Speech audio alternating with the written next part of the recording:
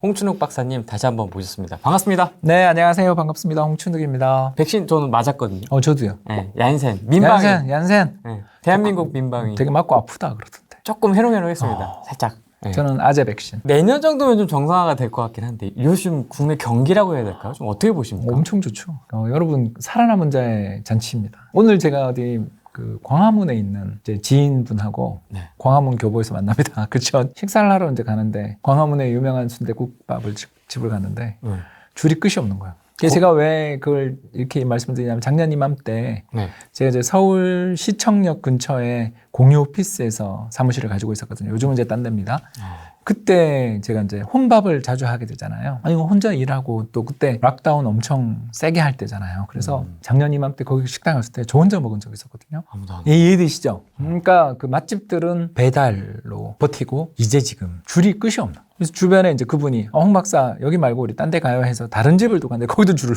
이게 살아남은 자의 잔치. 슬프기도 예, 하고. 슬프죠. 근데 엄청난 호황이죠. 살아남은 분들은. 저 정말 줄이 그렇게 긴 건 그 본점이 여의도에 있는데요. 여의도 본점도 그렇게 줄 긴 거 본 적 없거든요. 엄청나더라고요. 제가 그 느낀 게, 야, 정말 이 경제 위기가 한번 발생하고 나면 그걸 어떻게든 이를 꽉 깨물고 살아남고 또는 좀 약간의 발전의 기기, 뭐 배송이라든가, 그죠? 배달이라든가 이런 그렇죠. 것들 통해서 어떻게든 매출을 다각하고 하시는데 성공하면 결국은 이렇게 호황을 왜냐면 갈 데가 없으니까 이제 선택지가 확 줄어버렸어요. 경기는 되게 잘 나올 거다. 대신 고용은 모르겠다. 고용? 왜냐하면 수많은 자영업자가 파산하셨으니까. 제가 모 대학 옆에 살았잖아요. 지금 딴 데 이사했습니다. 근데 그 모 대학 앞이 중국 관광객들이 되게 많이 오는 그런 학교였어요. 그래서 학교 앞에 정말 마라탕 집이 한 골목 지나다마다 하나 있었는데 뭐 상상 그대로입니다. 정말 그 1층 대로변에 프랜차이즈 커피숍이 없어졌으니까. 그 정도로 불황이거든요. 왜냐면 학생들이 학교를 안 가니까. 거기도 관광객도 안 오니까. 이중 침체잖아요. 그러니까 이런 지역들이 명동만 보여주는데 엄청 많겠죠. 따라서 지금 올해 경기는 엄청 좋다. 돈이 되게 많이 풀렸잖아요. 엄청 풀렸죠. 어느 정도 풀린 겁니까? 뭐 다들 얘기는 해요. 유동성 파티다 뭐다 뭐 막. 전년 동기 대비 한 30%. 나만 돈이 없어 근데. 그게 이제 왜 그러냐면 잠긴 데도 많아서 그렇죠. 아, 잠긴 거. 두 가지 다 문제가 생겼어요. 아까 이야기한 것처럼 이제 잘 되는 데는 잘 되고요. 거기는 이제 잘 나가고 부동산도 오르고 집값도 오르고 저기 상가도 오르고 주식도 올랐죠. 이제 반대편에가 뭐냐면 일시적인 소득의 증가나 이런 것들이 생기면 재난지원금 등이라든가 여러 가지 어떤 보조금 이런 것들로 인해서 잠깐의 돈이 생기면 사람들의 행동은 정해져 있어요. 소비하지 않아요. 이 지출이 일시적이라고 생각되면 소비하지 않아요. 그걸 저희들은 이제 항상소득가설이라고 부르는데 취직에 성공했거나 또는 승진했거나 혹은 사업이 성공 궤도에 올라섰다 싶을 때 사람은 지출을 늘려요. 보통 그렇죠. 그래서 일시적인 수입이 생기면 그날 치킨은 먹겠죠. 근데 일부만 쓰고 대부분의 돈은 어디다 하냐면 저축해요. 그래서 그 총통화 뭐 이런 돈이 풀리는 거는 결국 은행을 거쳐서 금융기관을 거쳐서 나가는 건데 금융기관이 돈이 유입되지 않으면 나갈 돈도 없잖아요. 그러니까 예금도 그만큼 늘은 거예요. 이해되시죠? 그 투자의 세계와 함께 0.5% 저금리인데도 은행에 돈은 밀려 들어가는. 잘 안 도네요, 그러면. 예, 그러니까 그게 양극화한 거죠. 돈이 도는 부분과 안 도는 부분. 그러니까 자산, 재테크는 돈이 돌고 기업, 사업, 자영업 이쪽은 안 도는 거죠. 그래서 이제 얘기 나오는 게 인플레이션에 대한 이야기. 그게 저는 동의 안 하는 거죠. 많이 나오는 그러니까 저쪽만 도는 거죠. 그러니까 제가 편하게 이야기할게요. 주가 오르고요. 음식점, 아까 살아남은 음식점들은 가격을 올려요. 오늘도 갔더니 7월 1일부터 가격 올린다는 식당을 갔어요. 자, 근데 그 옆집은 문 닫았거든요. 광화문에 있는 유명한 참치집을 갔어요. 그러니까 처음에 순댓국집을 갔다가 자리가 너무 없고 줄이 끝도 없이 서 있으니까 이거 1시간 기다려야 될 것 같은 분위기에 그날 또 오늘 낮에 잠깐 광화문 쪽에 소나기 지나갔거든요. 맞습니다. 예, 그래서 어쩔 수 없이 그 옆에 좀 비싸지만 단가는 비싸지만 맛있다고 소문난 참치집을 갔는데 거기도 역시 줄을 섰는데 대신 거긴 처마 안에서 줄을 섰어요. 이제 그러면서 이렇게 주변을 보는데 문 닫은 집이 너무 많은 거예요. 제가 예전에 모 출판사분하고 같이 갔던 그 약간 프리미엄 숙성 돼지고기 집이 있었는데 그 집도 역시 없어졌더라고요. 그러니까 개업한 지 얼마 안 된 집이었는데 한 2, 3년 정도밖에 안 됐을 텐데. 그러니까 제가 이 이야기를 드리는 이유가 우리는 살아남은 사람들만 보면 되게 좋아요. 근데 비명도 못 지르고 사라진 사람들도 되게 많거든요. 그러니까 그분들은 어떻게 하고 지금 최저임금보다 조금 더 많은 임금 받으면서 이제 일하겠다고 줄 서 있겠죠. 여러분 이게 그 신문 방송 SNS의 세계만 보면 안 돼요. 다들 인플레이션 얘기만. 예, 그건 뭐 일시적이라는 거죠. 저는 왜 아까도 이야기한 것처럼 잠깐 오를 수 있어요. 근데 문제가 뭐냐면 사회 전체의 구매력은 결국은 근로자의 고용 곱하기 임금이잖아요. 그게 오르냐고요. 아니 SK 하이닉스 삼성전자 넌 왜? 뭐 우리나라 1% 직장은 지금 엄청나게 돈을 벌고 있으니까 좋죠. 그러나 우리나라 전체 고용 인구의 90%는 내수 쪽에 있잖아요. 그러니까 상위 10%의 좋은 일자리 현대차 이번에 뭐 정년 연장한다 그러잖아요. 네. 그런 현대차라든가 기아차라든가 삼성전자, SK 하이닉스를 비롯한 우리나라를 대표하고 떵떵 바로바로 이름이 떠올리는 그런 회사들은 연봉이 당연히 오르겠죠. 지금 최대 이익인데. 그러나 내수 쪽 오늘 당장 모두 투어 보셨죠. 전 직원 대상으로 해서 지금 명예퇴직 받고 있잖아요. 하고 있는 거지. 그러니까 우리는 너무 극단적인 거죠. 그러니까 자기 보고 싶은 것만 이야기하는 거예요. 뭐 저도 그런 거고. 저는 근데 이코노미스트 입장에서 근로자들이 정말 고용이 늘어나고 있는가? 한 해에 30만 명 정도씩 신규 고용이 우리나라 발생해야 되는 나라잖아요. 왜냐하면 대학 졸업이랑 각종 취업자가 매년 30만 명 이상 나오고 은퇴하시는 분들은 점점 은퇴 연령이 늦어지고 있으니까 30만 명 정도 일자리가 늘어나야 되는데 작년에 마이너스였고 올해 지금 이제 회복되기 시작했는데 2년간 60만 개의 일자리가 사라졌다 지금 회복되는 거잖아요. 숫자로 들으니까 확 오네요, 이게. 거기다가 제가 이제 모 그룹 연수원에 가서 강의를 올해만 4번을 이제 하고 있는 중인데 이제 거기는 장기 계약을 하시니까 그래서 모 그룹 연수원에서 강의를 하는데 신입사원 연수를 한 적이 없어요.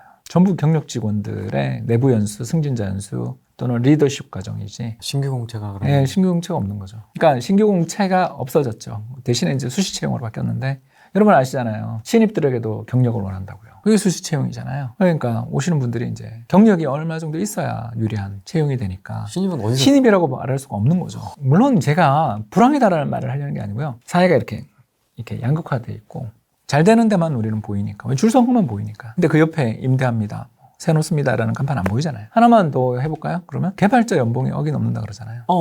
스타트업은 붐 중에 붐이에요 지금. 맞습니다. 그리고 전 세계 그 유니콘이라고 들어보셨죠? 그 상장하면 1조 이상의 가치를 인정받는 기업들을 유니콘이라고 부르고 10조는 데카콘 이렇게 부릅니다. 우리나라가 전 세계에서 유니콘 랭킹이 집계하는 데마다 다른데 5위에서 8위 사이에 있어요. 세계 5위에서 8위. 그러니까 우리나라랑 앞서거니 뒤서거니 하는 가장 경쟁력 치열하게 경쟁을 벌이는 나라는 이스라엘입니다. 유태인 커넥션이 있으니까 거긴 뭐 사실 바로 미국 상장인데 그러니까 에스컬레이터를 바로 타고 가는 곳이잖아요. 그런 나라랑 비교될 정도로 우리가. 그리고 우리 한참 밑에 일본이 있어요. 미국, 영국, 중국 한 나라가 더 있었는데 그 다음이 한국, 이스라엘이에요. 아무튼 그러니까 우리 한참 밑에 일본, 뭐 싱가포르, 뭐 스위스 이런 나라들, 프랑스 이런 나라들은 다 저희들 밑에 있어요. 그만큼 한국이 어마어마한 혁신 경제가 진행 중이고 1조 이상의 그 자금을 벤처 캐피탈이 쏘는 그런 대규모 VC들, 벤처 캐피탈리스트들도 엄청나게 많고요. VC에서도 돈을 어디다 빨리 쏘고 싶은데 계속 찾고 있다고 하더라고요. 얘기 들어보니까. 좋은 회사가 많긴 많은데 알려지지 않은 것도 있고 두 번째는 좋은 회사는 좋은 회사인데 이 회사가 앞으로 수년간 지속할 수 있는가 그게 이제 꼭 그 돈이 있냐만 되는 게 아니거든요. 직원들 간의 어떤 네트워크 또는 인맥 또는 신뢰 이런 것들도 굉장히 중요해요. 그래서 깨지는 스타트업도 참 많고 하기 때문에 어떤 제 입장에서 모 스타트업 제가 자문하고 있잖아요. 자문하고 있는 입장에서 보면 사람들이 정말 많이들 이쪽 스타트업에 오고 있고 우리나라에서 지금 가장 호황은 스타트업 업계다. 그 다음이 수출이다 라는 말을 할 정도로 어마어마하게 용광로처럼 끌어넘치고 있는 그런 시장도 있습니다. 그래서 우리나라 경제가 벌써 잘 되는 쪽에서 고용도 창출하고 돈도 많이 벌고 해서 좀 안 좋은 내수 쪽, 특히 아까 이야기했던 것처럼 문 닫아버린 그런 수많은 가게들을 하시던 분들을 다시 고용할 수 있게끔 그렇게 만들어놔야 될 텐데 이건 일단 희망이고요. 지금 금리 인상 얘기 이제 나오고 있고. 네, 저는 할 것 같습니다. 올해 한 번, 내년 초에 한 번이 됐던 올해 2번을 했던 아무튼 내년 대선 전에 2번 할 것 같습니다. 2번 정도? 25bp씩 2번? 예. 그래서 1%를 만들지 않겠는가.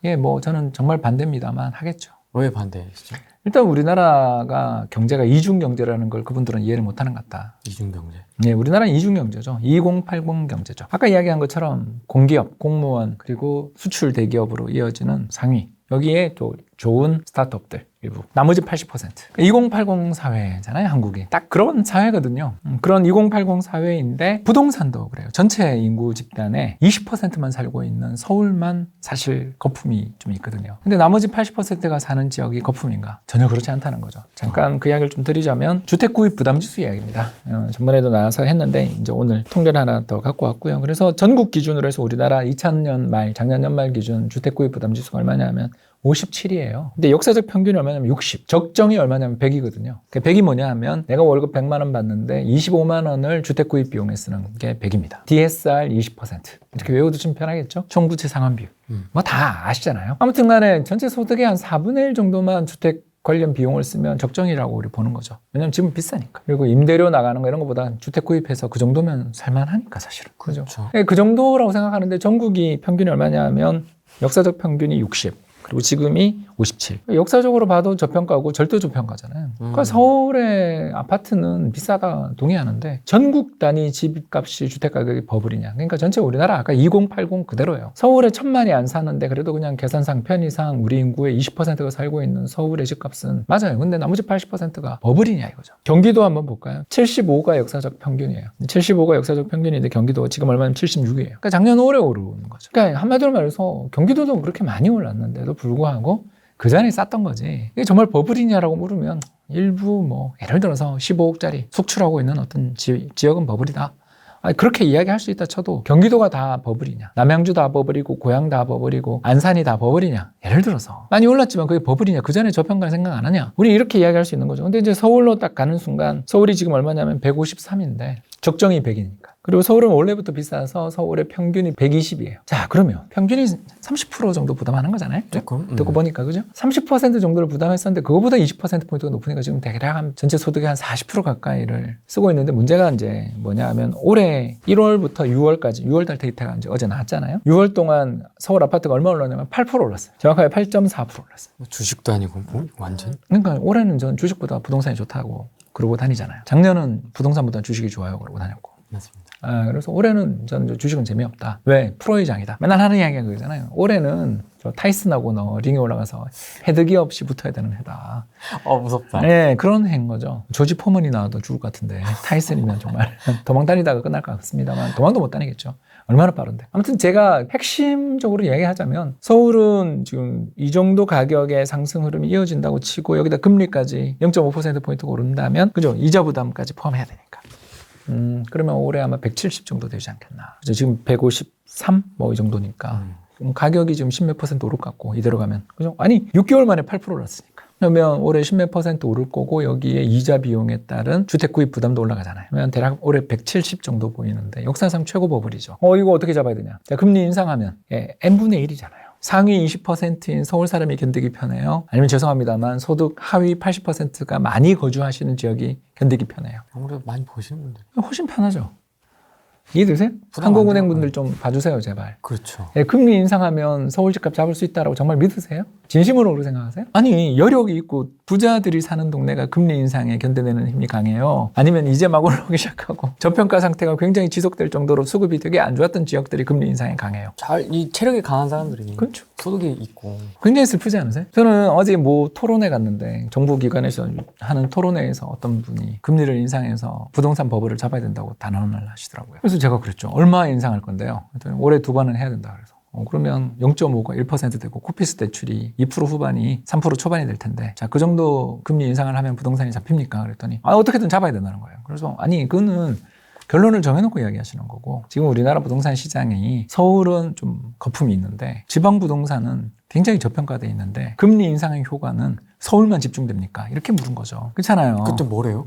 아니 뭐 그런 사람들하고 토론이 안 되잖아요. 잘. 그랬더니 이제 또 그럼 당신은 어떻게 할 거냐 이렇게 묻더라고요. 그러니까 이제 그 항상 논쟁에서 제일 이야기하기 싫은 사람들이 그런 사람들이잖아요. 제가 물은 질문에 답을 하지 않고 저에게 반대로 질문을 던지는 정치인들이 많이 하는 수법이죠. 이제 그런 걸 경험하면서 이제 제가 줬던 답이 공급을 늘리자. 주택 공급을 늘리는 게 거의 제가 봤을 때 유일한 살 길 같다. 그렇게 이야기했더니 주택이라는 게 찍어낼 수 있냐. 그렇게 이야기하길래 아니 지금 택지를 다 개발해 놓은 땅이 있다. 택지를 다 개발해 놓은 땅이 있어서 올리기만 하면 땅이 있는데 거기를 디자인만 변경하면 된다. 가장 대표적인 게 고양 창릉이잖아요. 고양 창릉이 34,000호? 38,000호 올 거예요. 38,000호 이번에 분양하는데 그중에 13,000호가 임대. 그리고 일반 청약으로 나오는 게 절반이 안 돼요. 아무튼 민간으로 나오는 게 50%가 안 돼요. 그리고 더 나가서 거기 서부선이든 GTX든 뭐 아직 확정은 아니니까. 네. 아무튼 거기 들어가는 역세권 주변은 전부 다 임대의 저층으로 개발 계획이 확정이 돼 있잖아요. 그 얼마 전에 국가건축 위원장님이 하셨잖아요. 여러분들이 다 아시는 것처럼 그렇게 하면 평당 2천 정도 나오지 않을까 갑자기 생각이 들어요.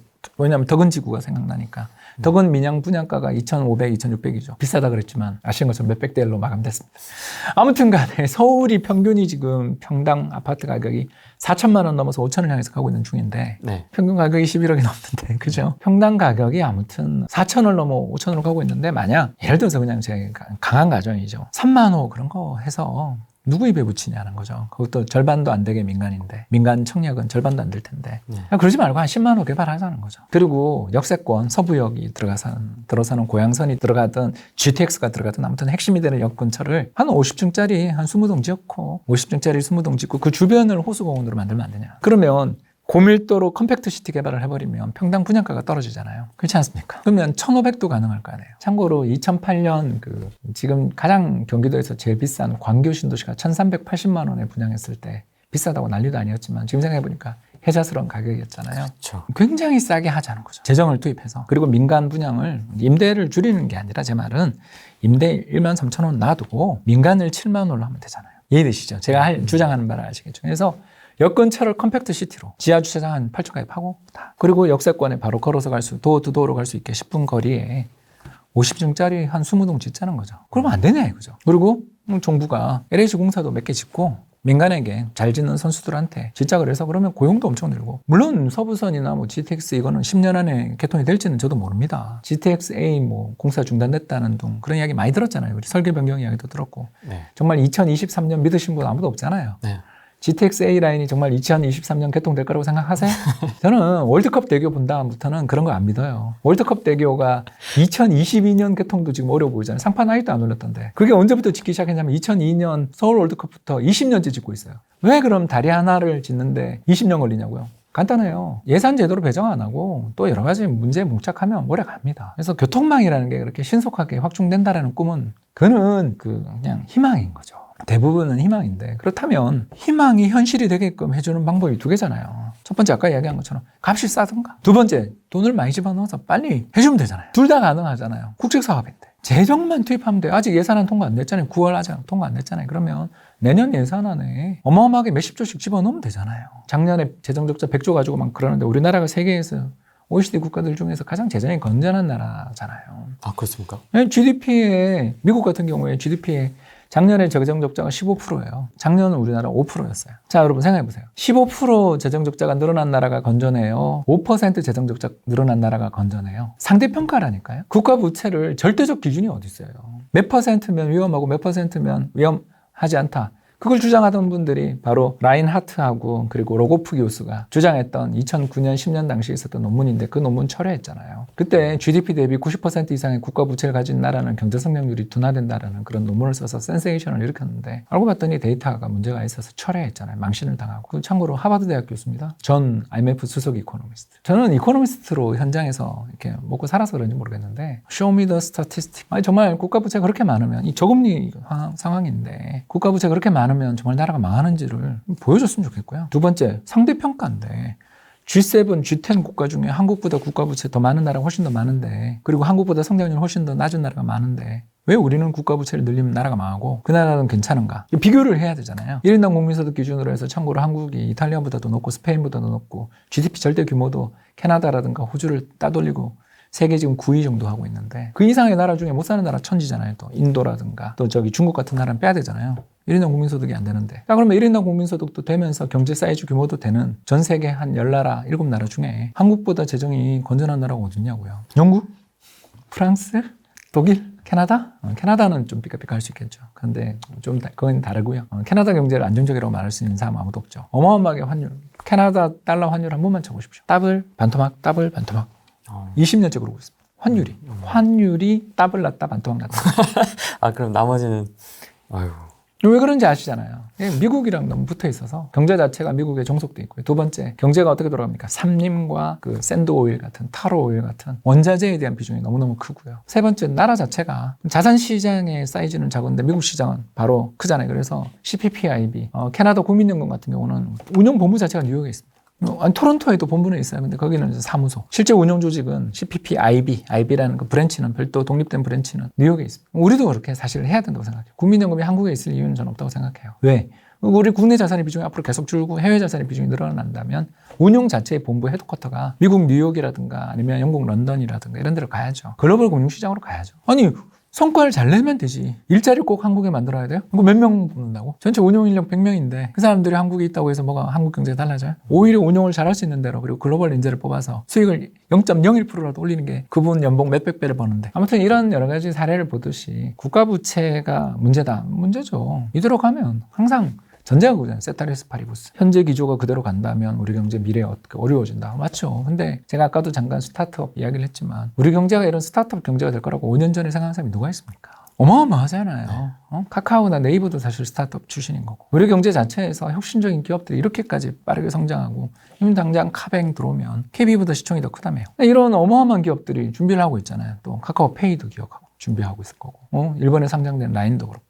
지금 뭐 들어올 회사가 너무너무 많거든요. 제가 이렇게 보더라도. 그러니까 이런 어마어마한 데카콘 또는 유니콘이 될 수 있는 기업들이 줄을 쫙 서 있는, 그리고 그쪽에서 고용이 엄청나게 늘어나고 있는 나라인데 뭐 나라 망한다. 국가부채 때문에 어떻게 합니다. 제가 우리나라의 최대 문제는 양극화다. 저는. 그러니까 옛날에 되게 평등하던 나라가 외환위기 이후에 양극화로 간 거니까 충격이 크죠. 그러나 나라가 망한다라고 자꾸 이야기하는 건 경제의 동학. 특히 지금 미국 시장에서 점유율 역사상 최고치 기록을 계속 경신하고 있는 H모 자동차만 하더라도 얼마 전까지 지금 망한다고 난리도 아니었고, 인터넷에서 H모 자동차 뭐 이야기만 하면 전부 다다. 죽일 놈 살릴 놈 됐잖아요. 저도 욕 엄청 먹었고요. 그리고 현대뿐만 아니에요. 삼성전자만 하더라도 2016년 청와대 들어간 그 서울대 모 교수님이 2016년 맞죠? 그때 삼성전자 망한다고 책도 쓰고 베스트셀러 되고 그랬잖아요. 물론 뭐 그분이 주장하신 내용에 근거가 없다라고 이야기하는 게 아니라 우리나라 경제에 만연한 비관론 속에서 균형을 좀 잡자. 그렇게 한국 경제가 망한다라고 생각되면 뭐하러 한국 주식 부동산 뭐하러 사요? 나가면 되지. 그런 이야기를 할 시간에 저는 해외 투자하겠다. 근데 그런 액션을 하는 것도 아니면서, 저처럼 미국 리츠 투자하시는 것도 아니면서 한국 부동산 망한다 그런 이야기를 하는 걸 보면 저게 그냥 기분이 나쁘신 거구나 밖에 난 할 말이 없는 거죠.